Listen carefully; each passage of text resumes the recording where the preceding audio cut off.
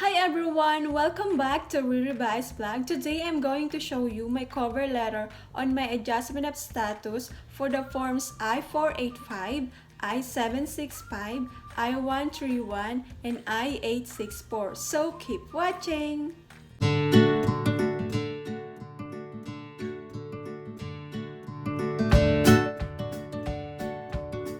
This is my cover letter for my adjustment of status for the forms I-485, I-765, and I-131. I only made one cover letter for the three forms, but has 3 pages. So let's start. This is your LEA number. You can find your LEA number on your approval notice for your I-129F petition, and then put your married name, your address, your contact number, and your email address, and then the date. And then you have 2 choices where to send your application. It's either this for USPS or for FedEx, UPS, and DHL deliveries. For me, I send my application on this address for USPS. So it's up to you where do you want to send your application. Next, nature of submission, original submission, I-485 immediate relative spouse, family-based adjustment of status, filing concurrently, I-765 application for employment authorization, and I-131 application for travel document or advance parole.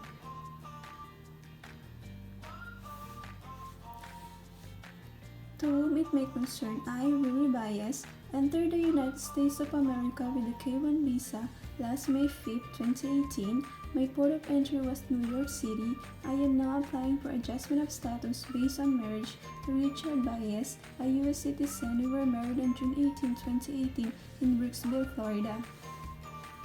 Please find attached forms I-485, I-765, and I-131 with their corresponding supporting documents. Form I-485 and supporting documents, immediate relative spouse, family-based adjustment of status. These are the requirements that are sent on my I-485 application. Payment in the amount of US dollars $1,225 for filing fee plus biometric fee. 2 pieces 2x2 colored photos with name and alien number at the back of the photo. Form G1145, duly accomplished I-485 form. Copy of I-797 Notice of Approval for the I-129F petition, copy of NBC Acceptance Letter, copy of Marriage Certificate, copy of Marriage Record. And then next, copy of Birth Certificate, copy of Passport Biographic page, copy of K-1 Visa page, copy of Form I-94 Admission Number Retrieval page, copy of Vaccination Documentation Worksheet, Form DS3025, sealed envelope for the Form I-693, signed by USCIS Authorized Civil Surgeon. If your medical report is not yet expired, you don't have to send this Form I-693. For me, my medical report was already expired, so I have to send this Form I-693. Okay, and then copy of divorce decree of my husband from his prior marriage.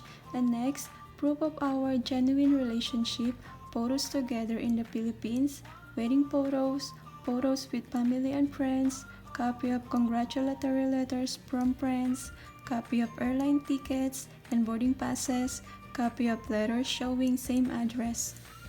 Next, duly accomplished Form I-864 affidavit of support from my husband along with the following documents: cover letter for affidavit of support from my husband, an employment letter from his 2 jobs, copy of his pay stub from his job, copy of his real schedule, copies of Form 1040 for the past 3 years, copies of W-2s for the past 3 years, copies of IRS tax transcripts for the past 3 years, copy of my husband passport biographic page, copy of my husband birth certificate, copy of my husband driver's license, and copy of my husband Army National Guard identification card. Next, Form I-765 and supporting documents, application for employment authorization. These are the requirements that I sent on my I-765 application.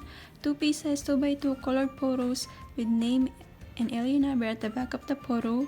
Form G1145, duly accomplished I-765 form, copy of I-797 Notice of Approval for the I-129F petition, copy of my NBC acceptance letter, copy of marriage certificate, copy of marriage record, copy of my birth certificate, copy of my passport biographic page, copy of my K-1 visa page, and copy of Form I-9 for admission number retrieval page.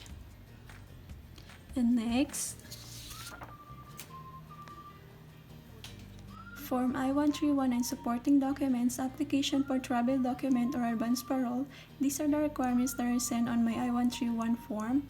As you can see, same requirements from my I-765 application. So you only have to copy it from I-765 application. And then, copies of documents submitted are exact photocopies of unaltered documents, and I understand that I may be requested to submit original documents to an immigration officer if requested. And then sincerely, your name, the applicant, and your signature, and then the date. And then next, this is my cover letter for my I-864 affidavit of support from my husband. First is his name, our address, his contact number, and then his email address, the date, and then the address where to send this application.